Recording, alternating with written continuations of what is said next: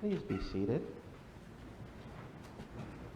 And I would like to take this opportunity this morning to say welcome to the wilderness. Welcome to the wilderness. We are now entering the wilderness of Lent. As we hear in the gospel reading today, where Jesus spent some time in the wilderness. One of those stories that appears in all three of our synoptic gospels, Matthew, Mark, and Luke. We have the story of Jesus in the wilderness, tempted by the devil for 40 days. And that is kind of representative of the 40 days of Lent that we have just begun. We are now in that time of wilderness. But this story, to me, instead of answering questions, it brings me some questions. It makes me think about some questions. It makes me wonder, for instance, what is wilderness? What is the wilderness? Because I think in the context of this story, I think what comes to my mind is this idea of kind of a wasteland, kind of a desert, maybe with lots of sand and not a lot of shade, and maybe it's pretty hot and no trees or shrubs around, and maybe there's some scary wild animals that might come after us and hurt us. That's kind of what comes into my mind when I think of this idea of wilderness in the context of this story. And another question that comes to mind is, who is the devil? Because the devil tempts Jesus while Jesus is in the wilderness. And so I wonder, that when we think of the devil, what comes to our minds? Do we think that maybe Jesus was there in this wasteland place, not eating anything and fasting and praying, and this guy with horns and a tail and a pitchfork comes and sits next to him? Is that what goes through our mind when we think of the devil tempting Jesus in the wilderness? I don't know. Maybe that could come to our mind. But how do we navigate this idea of the wilderness? And how do we navigate this idea of the devil tempting Jesus? Because now we're in our wilderness. We're in our Lenten wilderness. And we're facing some temptations to break our Lenten observances or our Lenten fasts. So what could that mean? What could that mean? Well, I think, first of all, it's important to acknowledge that although wilderness can be something that's scary and frightening and maybe some kind of a wasteland, it doesn't have to be. It doesn't have to be that way. If we think of wilderness as something that gets us out of our comfort zone, maybe that can be helpful to us in our observance of Lent. Something that gets us out of our comfort zone, something that gets us out of the rut of what we normally do day to day, and that triggers our brains to remind ourselves of what we're doing during this Lent. And maybe, if we think about devil, as all of those voices that talk to us in the back of our minds that tell us we're not good enough, we're not smart enough, we should do this instead, you're never going to make it. Do you have those voices that tell you those kinds of things? I sure do. I have those voices from time to time that tell me, you should give up. Why are you even trying this? Maybe that's the devil that we are battling, the devil that's tempting us to fall in that trap, convincing us that we're not good enough, right?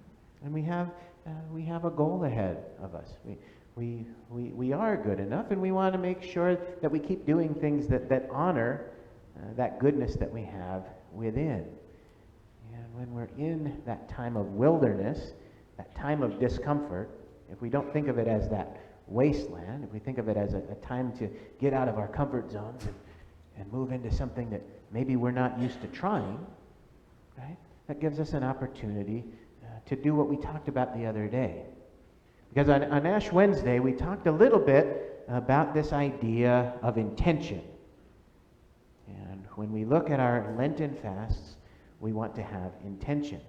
And sometimes getting out of our comfort zone can help us focus on intention. Okay? And we had some volunteers look up some definitions for us. And the definition that we looked up was that of mission. We say that the mission of the church is to unite the people of God to one another and to Christ. So we're working this Lent to build our relationships with one another and subsequently with God. And that was our goal that we set on Ash Wednesday, was that on Easter, when Easter arrives, we want to, each and every one of us, have a better relationship with Jesus than we have today. Wherever our starting point is, our goal is to continue to develop that relationship with Jesus and to continue to develop that relationship with each other. And a really good way to do that is to enter that time of wilderness, that time of getting out of our day-to-day routine. Okay. And I've noticed that you are really good at getting out of your comfort zone and trying new things. For example, we don't always have the same music here at St. John's, do we? We have different music from time to time, and that's a good thing. It's a good thing because it gets us out of what would be our normal Sunday, and we do something different. And when we do something different, we're reminded. It sends us a message. It sends us a message that we're doing something a little different. We have the same thing that happens when we change our vestments. We change through the seasons. We change from green to purple when we move into Lent, right?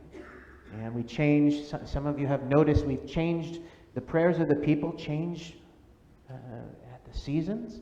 And sometimes we change the words that we say. We have a couple of different versions of the Nicene Creed, right? We have the version that's in our prayer book, but we also have the version that's in Enriching Our Worship.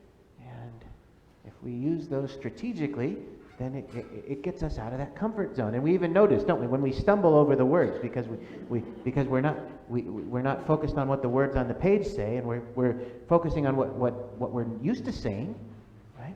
And then that makes something click in our minds that time is different. Time is different, and that helps us to stay on track in our wilderness. Now, I have seen in the last week, I want to talk about 3 examples of how I see this community coming together in willingness to go into that time, that space of wilderness, and to try those things that maybe would have felt uncomfortable. I want to highlight 3 examples that I've noticed over the past week. First of all, I want to talk about our pre-Lent meals that we had together. We had a Mardi Gras meal on Saturday, and we had a pancake supper on Tuesday of last week. And what I saw when I saw those meals is I saw groups of people come together to prepare food and to prepare the space and to prepare an event and to come together and share a meal with one another and then to clean up afterward. Well, that could be getting out of our comfort zone a little bit, isn't it? What if I've never made pancakes in my life? What if I don't know how to make pancakes? Should that deter me from coming and trying to make pancakes? Well, it might. It might. I might not feel comfortable with it. I might be worried that I might burn a couple of them, right? Or I might take a risk. And I might say, you know what, I'm going to go and participate, and maybe I can learn while I'm there. Maybe I'll have the opportunity to learn to make pancakes, right? So we get out of our comfort zone, we come together, and do you think that by having a meal together in the parish hall, do you think that builds our relationship with each other? You bet it does. You bet that builds our relationship with each other. That's one of the best ways that we see in Scripture about how to build our relationships with each other and with Jesus. Because time and time again in the Gospels, Jesus had meals with his friends. Jesus would sit down with people and break bread with them. Right? So we have that example of how to build that relationship. And in fact, we do that every time we gather together here at this table. We break bread together and we share a holy meal together. So we have that example. And so those pre-Lent gatherings were an example of that. A second example that I noticed this week was the meal that was prepared for the veterans of the community. What a wonderful thing. What a wonderful thing that people of this community come together to supply the food and the ingredients, and to prepare the meal, to cook the meal, and to serve the meal, to come back and to clean up afterward. It takes a whole day of activity, right? And for a noble cause. It's giving of yourselves for those who really appreciate that opportunity. There was a spaghetti meal that was served to the veterans of our community this week.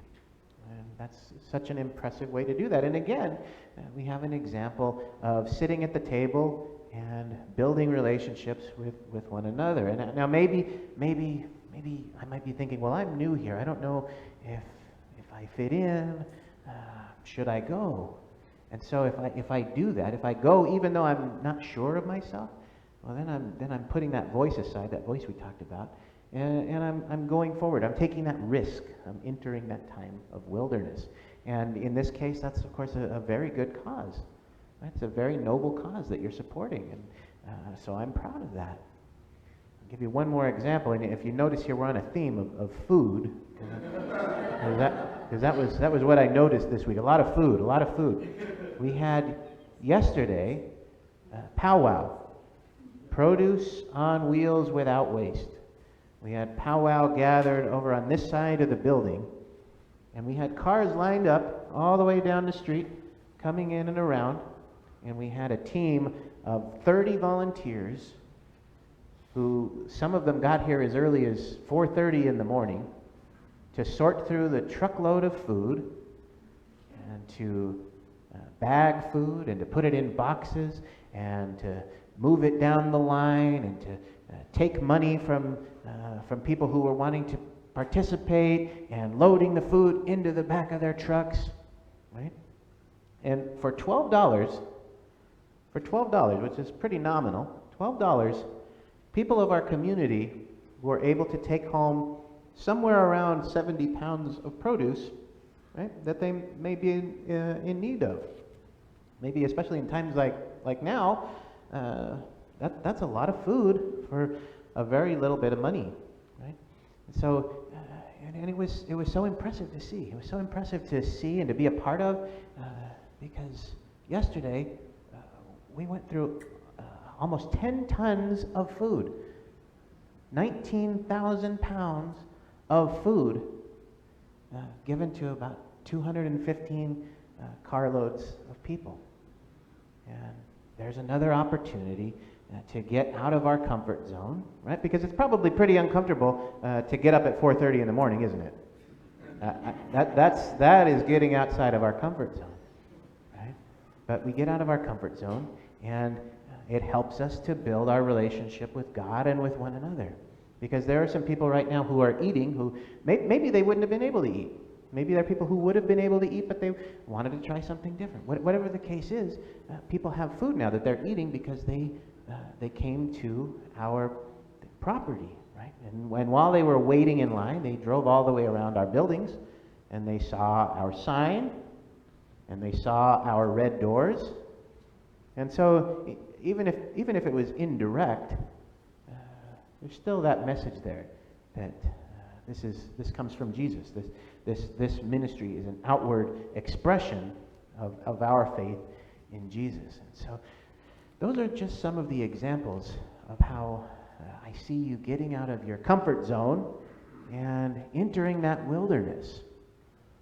And I want to encourage us to continue to do more of that, to continue to think about what is my comfort zone, what is my limit right now, right? And how do I use this time of Lent to take a step into that wilderness, that part that makes me uncomfortable, right? Because that's what Lent is all about.